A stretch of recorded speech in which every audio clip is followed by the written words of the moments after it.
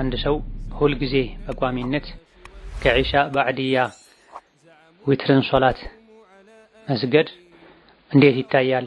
እንዲሁም የቁኑትን ዱዓ አረብኛውን ስለማያውቀው ትርጉሙን ይዤ ሁሌም ስጁድ ላይ ነው የማደርገው።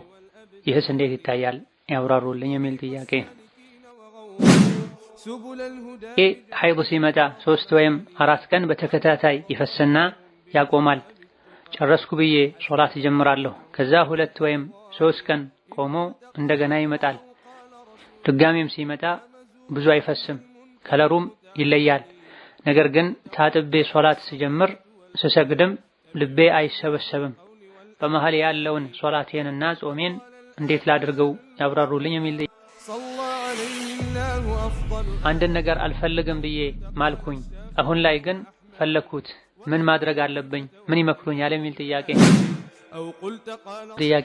ጎረቤቴ ችግረኛና የልጆች እናት ነበረች። በጣም ስትቸገር ወደ ስርቆት ገባች። የዲን እውቀት ባይኖራትም መስረቅ ወንጀል መሆኑን ሳታውቅ አትቀርም። በወቅቱ ወፍጮ ቤት ሱቅም ትሄድና ያጭበረበረች የሰውን ትወስድ ነበር። አሁን ግን ዲኑን ስትረዳ በጣም ተጸጽታለች፣ በጣምም ታለቅሳለች። ምን ማድረግ እንዳለባት የማንን እንደወሰደች አታውቅም። ምን ማድረግ አለባት ያብራሩልን የሚል ጥያቄ። እኔ ያለሁት አረብ ሀገር ነው። ባለቤቴ ሀገር ነው። እኔ ብር ለቤተሰቦች ስልክ አይወድም። መስጠት ከፈለግሽ እኔ እሰጣቸዋለሁ ይለኛል። ይሄን ያክል ስጥልኝ ስለው ይቀንሳል፣ ይበቃል ይለኛል። እኔ አንዳንዴ እሱን ሳልነግረው እልካለሁ። እሱ ግን እኔን ደብቀሽ ብትልኪ አፋለልሽም ይለኛል። እኔ ተደብቄ ብልክ እንዴት ይታያል? ያስጠይቀኛል የሚል ጥያቄ።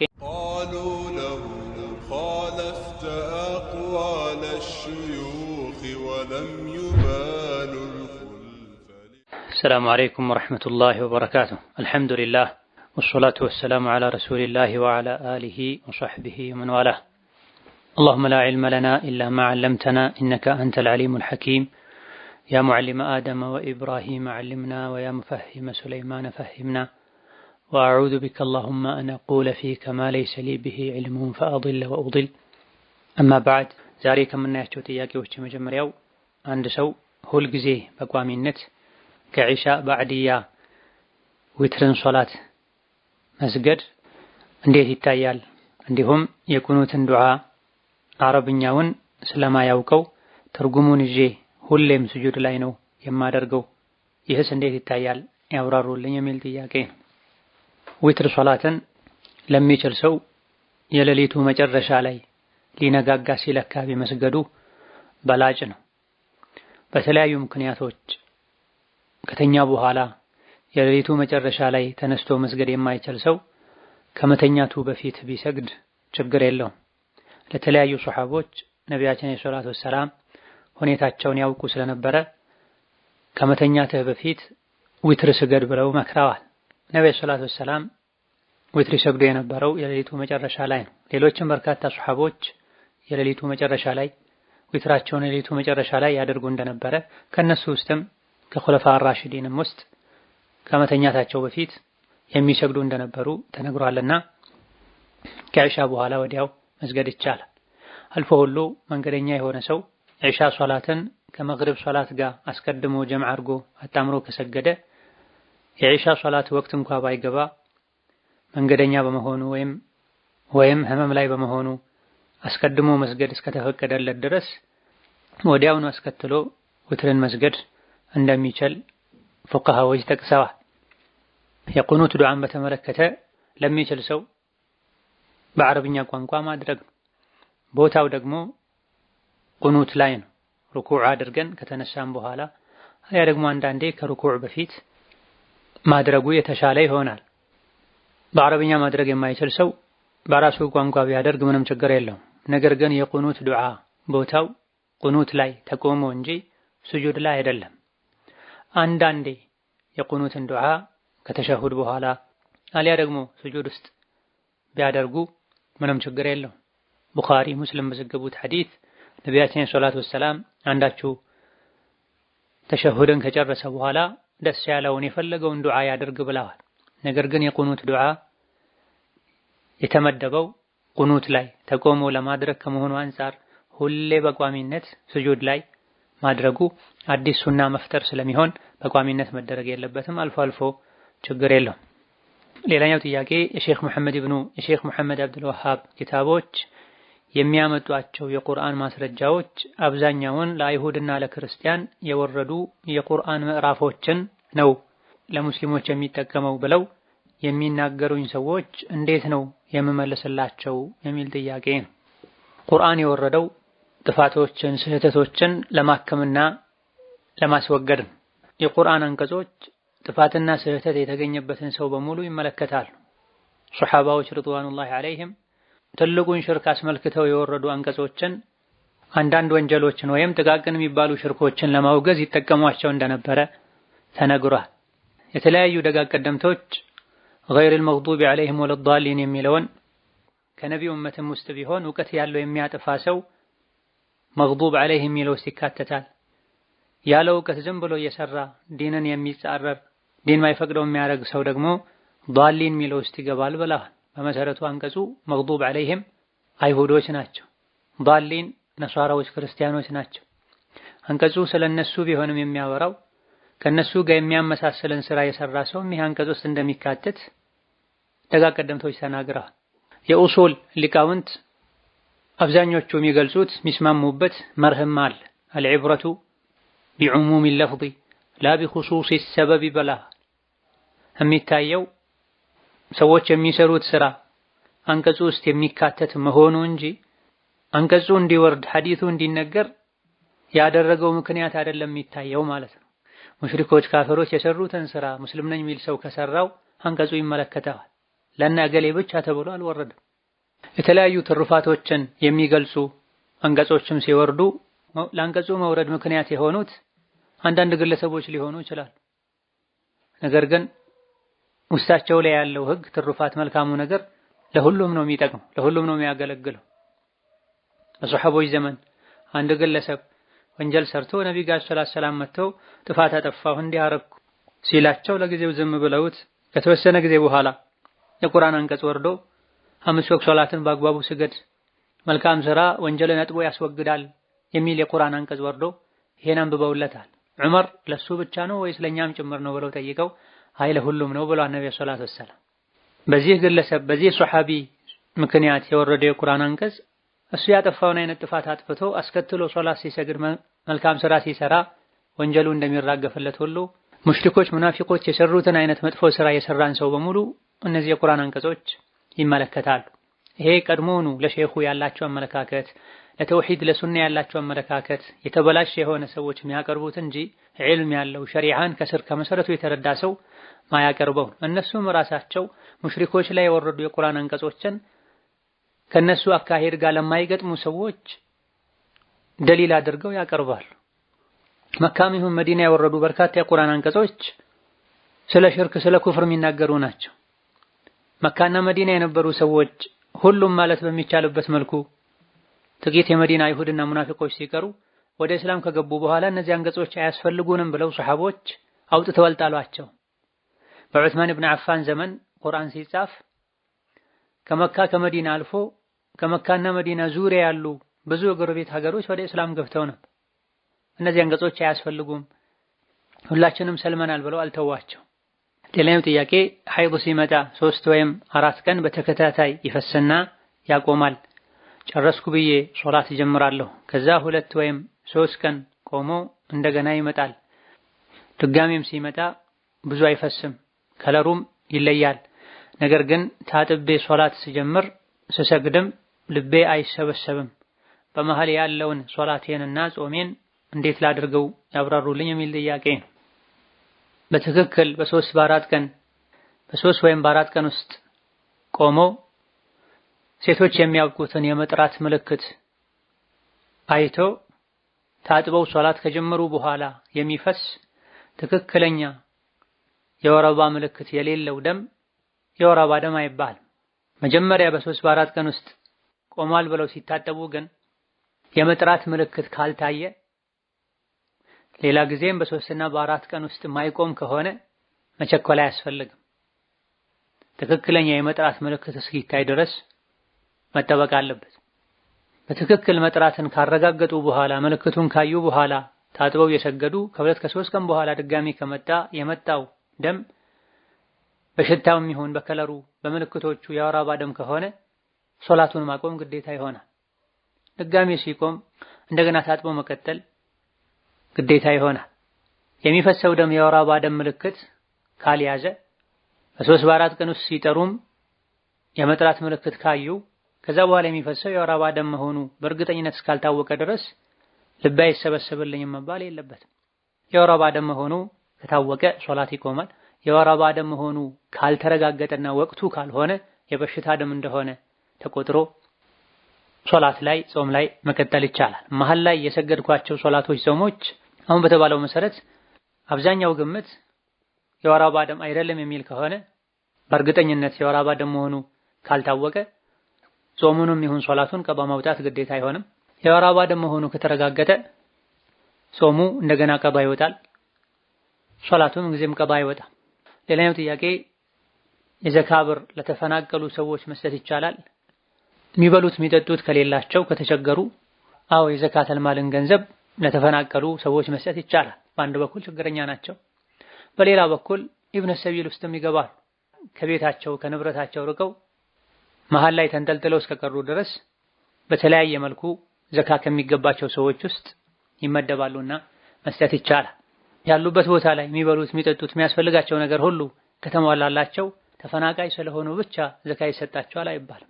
በመሰረቱ አቅመ ደካሞች ከሆኑ አሊያ ደግሞ በመፈናቀላቸው ምክንያት ከንብረታቸው ርቀው የሚበሉት የሚጠጡትን ካጡ ህይወታቸውን በሌላ መልኩ ማስቀጠል ካልቻሉ ከችግራቸው የሚወጡበትን የሚያስፈልጋቸውን ያክል ከዘካ መስጠት ይቻላል። والله تعالى أعلم። ሌላኛው ጥያቄ እኔ ስራ እየሰራሁ ነው፣ ቤተሰቦቼንም እረዳለሁ፣ ትርፍ ነገር ባይኖረንም ባለፈው አሰሪዬ ሲሞት ልጁ የዘካተል ማል ብር አመጣልኝ።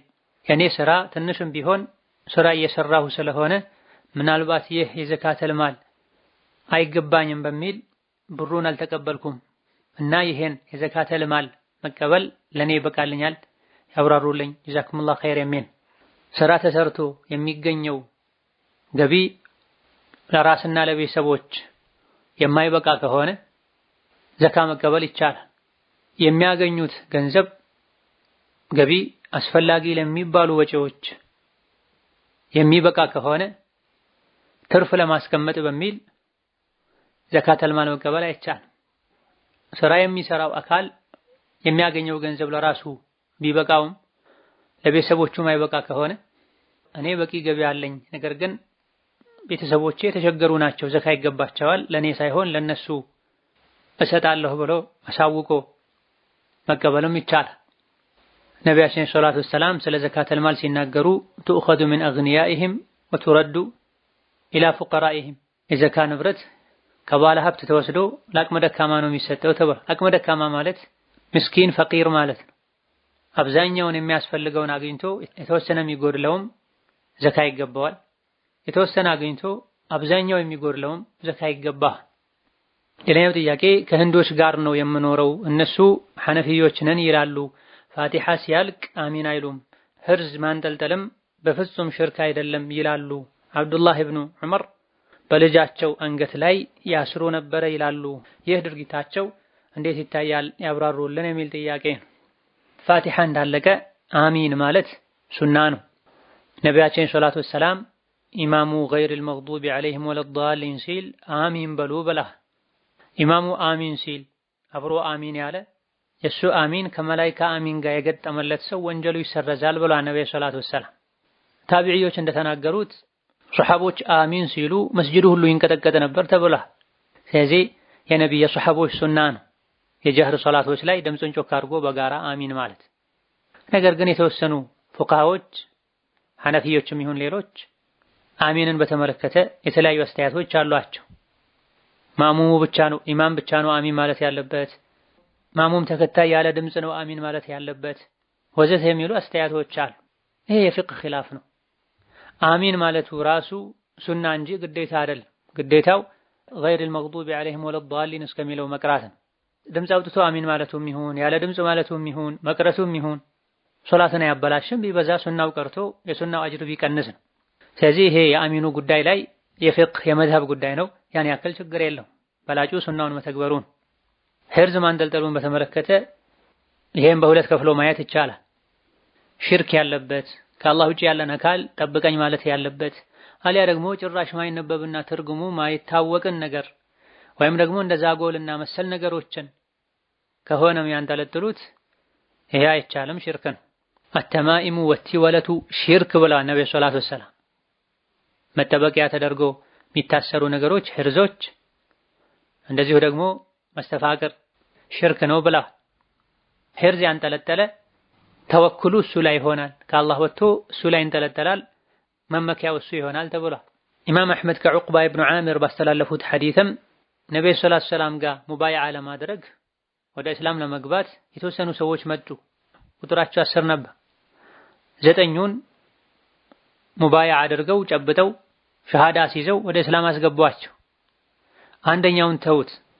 ነብዩ ሰለላሁ ዐለይሂ ወሰለም ያ ረሱላህ 9ኙን ጨብጠህ ወደ እስላም አስገብተህ እሱን ተውከውሳ ሲሏቸው ኢነ ዐለይሂ ተሚማ እሱ ሂርዝ አንጠልጥሏል፣ ለዛ ነው ሙባይዓ ያላረኩት ባሉት ጊዜ ግለሰቡ እጁን ወደ አንገቱ በማስገባት ሂርዙን በጠሰውና ነብዩ ሰለላሁ ዐለይሂ ወሰለም ሙባይዓ አድርገውታል። ጨብጠው ሸሃዳ ሲይዘው ወደ እስላም አስገብተውታል። አስከትለው ነብዩ ሰለላሁ ዐለይሂ ወሰለም ሂርዝ ያንጠለጠለ በእርግጥ አሻርኳል ብለዋል። ሐዲሱን ኢማም አሕመድና ሌሎችም ዘግበውት ሰነዱ ቀዊ ጠንካራ እንደሆነ ተነግሯል።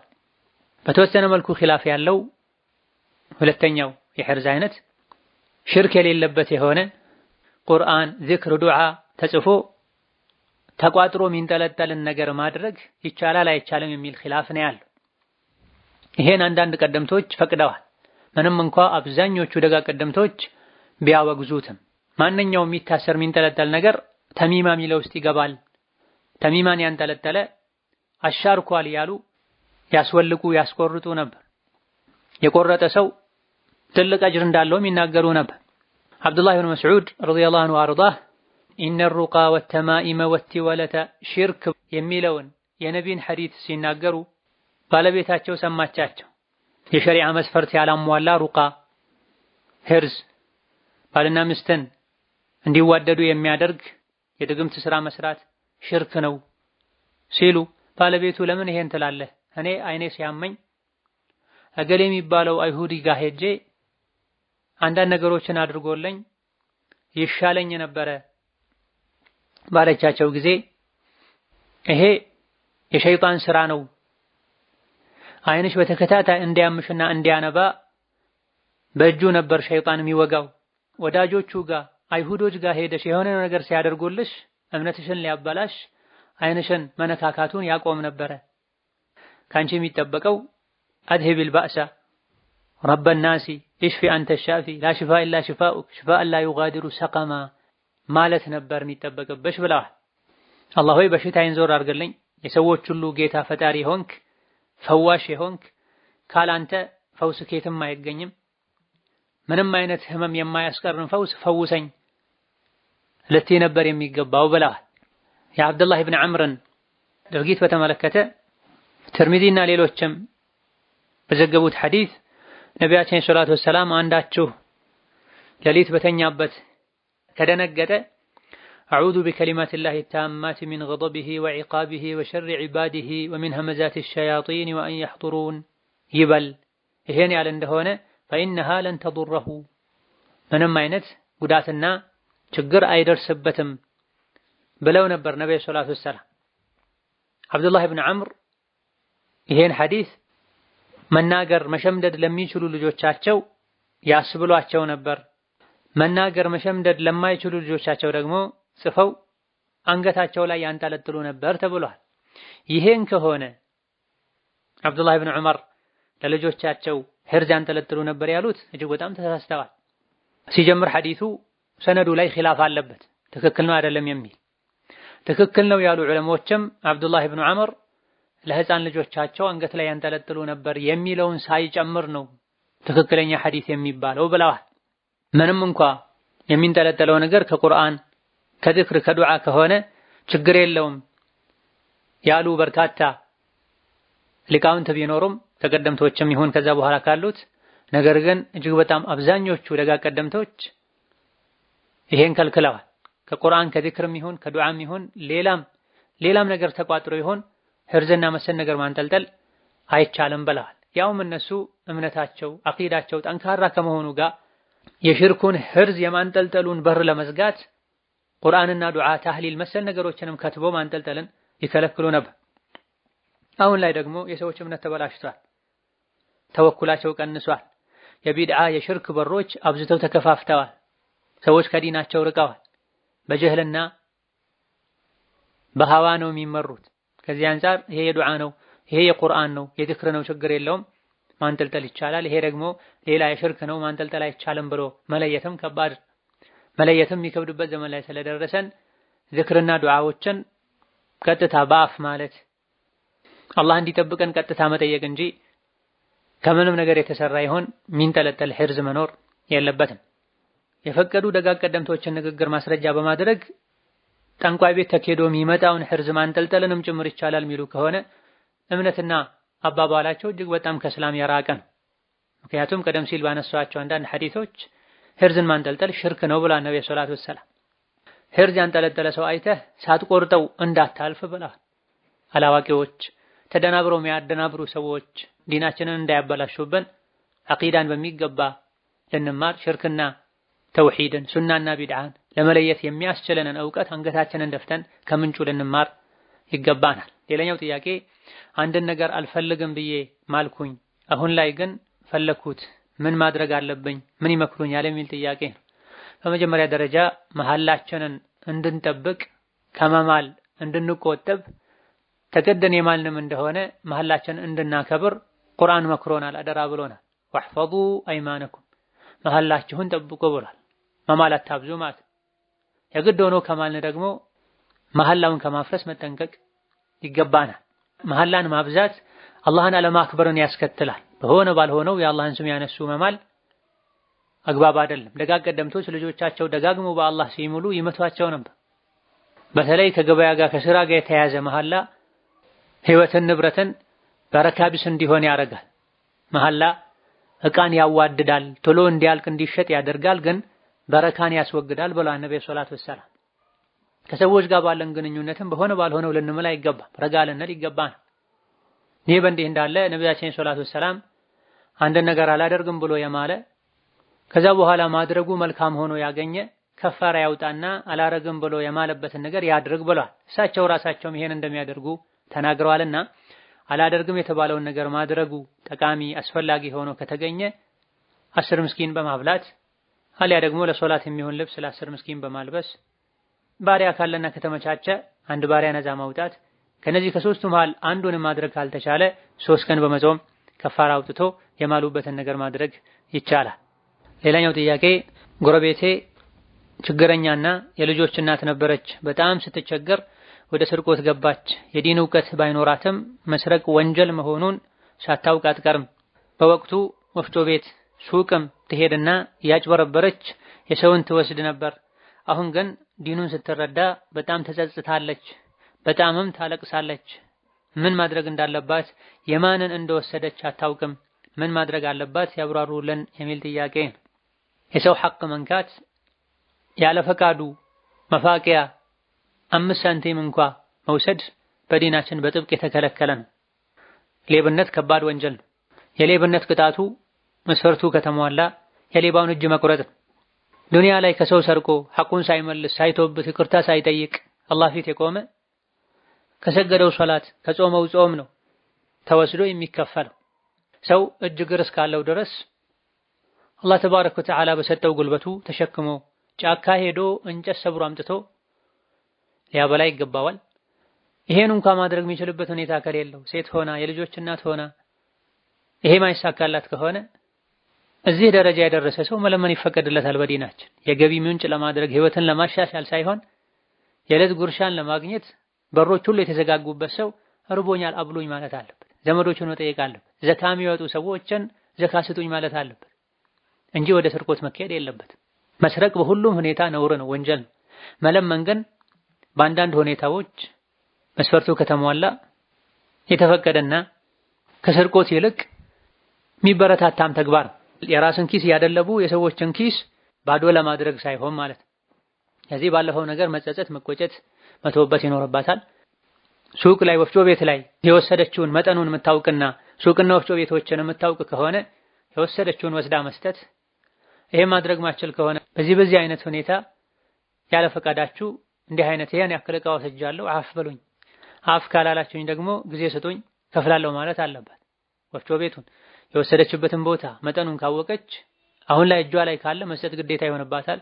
ከሌለ ወይም እነሱን ይቅርታ መጠየቅ ወይም ጊዜ ስጡኝ ማለት ግዴታ ይሆንባታል። አሁን ባይኖራት እንኳ እነሱን አፍ ማስባል ካልቻለች ወሲያዋ ላይ ጽፋ ማስቀመጥ አለባት። ቤተሰቦቿ ዘመዶቿ እንዲከፍሉላት። እዚህ ደረጃ ከደረሰች ማንኛውም ንጹህ ሕሊና ያለው ሰው ይረዳታል። ወፍጮ ቤት ላይ ስጡኝ ማለት ነበረባት። ሱቅ ሄዳ ስጡኝ ማለት ነበረባት። የሆነ ሆኖ ካለፈ በኋላ መተውበት፣ አላህን ይቅርታ መጠየቅ፣ ሰዎችን ካወቀች መመለስ። ማታውቅ ከሆነ አፈላልጋም መድረስ ማትችል ከሆነ አጅሩ ለነሱ እንዲሆን በሚል ንያ አሁን አቅም ካላት የወሰደችውን ያክል ሰደቃ መስጠት ትችላለች። በትክክል መጠኑን ባታውቀው እንኳ በግምት ይሄን ያክል ጊዜ ከሰው ይሄን ያክል ንብረት አንስቻለሁ ብላ ለጥንቃቄ ከወሰደችው ትንሽ ከፍ አድርጋ አሊያ ደግሞ ከዚህ አያልፍም ብላ ግምቱ ያመዘነበትን ያክል ለምስኪን በመስጠት ራሷን ማጥራት ትችላለች። ሌላው ጥያቄ እኔ ያለሁት አረብ ሀገር ነው፣ ባለቤቴ ሀገር ነው። እኔ ብር ለቤተሰቦች ስልክ አይወድም። መስጠት ከፈለግሽ እኔ እሰጣቸዋለሁ ይለኛል። ይሄን ያክል ስጥልኝ ስለው ይቀንሳል፣ ይበቃል ይለኛል። እኔ አንዳንዴ እሱን ሳልነግረው እልካለሁ። እሱ ግን እኔን ደብቀሽ ብትልኪ አፋለልሽም ይለኛል። እኔ ተደብቄ ብልክ እንዴት ይታያል? ያስጠይቀኛል የሚል ጥያቄ። ገንዘቡ የራስሽ ከሆነ የሄድሽው እሱ ልኮሽ ይሄን ያክል ጊዜ ሰርተሽ ትመጪያለሽ፣ ገንዘቡ የኔ ይሆናል ብሎ በዚህ ተስማምተሽ እስካልሄድሽ ድረስ በላብሽ ያገኘሽውን ገንዘብ ማባከን፣ ያለ አግባብ ማጥፋት በሌለበት መልኩ ለቤተሰቦችሽ ብትልኪ ምንም ችግር የለም። የሄድሽው በሱ ፍቃድ ሆኖ ከባለቤቱ ማግኘት ያለበትን ነገር አቶ በስምምነት ሰርተሽ እንድታመጪ ከሆነ ያላከው ያለሱ ፍቃድ መስጠት አይቻል። ግማሽ ላንተ ግማሽ ለኔ በሚል ስምምነት ከሆነ የሄድሽውም ከራስሽ ከሆነው ገንዘብ ብትልኪ ችግር የለም። ወላጆች ቤተሰቦች ተቸግረው ከሆነ የሚሰጠው ሰደቃ ነው። ለሰደቃ የወጣን አላህ ይተካዋል ተብሏልና ያለውን አላህ በረካ እንዲያደርግ ተስፋ ከማድረግ ጋር ትዳርን በእንደዚህ አይነት ነገር ከማናጋት አፋልልሽም ብሎ ከማጥበቅ መራቅ መጠንቀቁ የተቻለ ነው የሚሆን። هذا والله تعالى أعلم። ለዛሬ በዚህ እናበቃለን። የተቀሩትን ሌላ ጊዜ እንመልሳለን። ወሰላሙ አለይኩም ወራህመቱላሂ ወበረካቱ።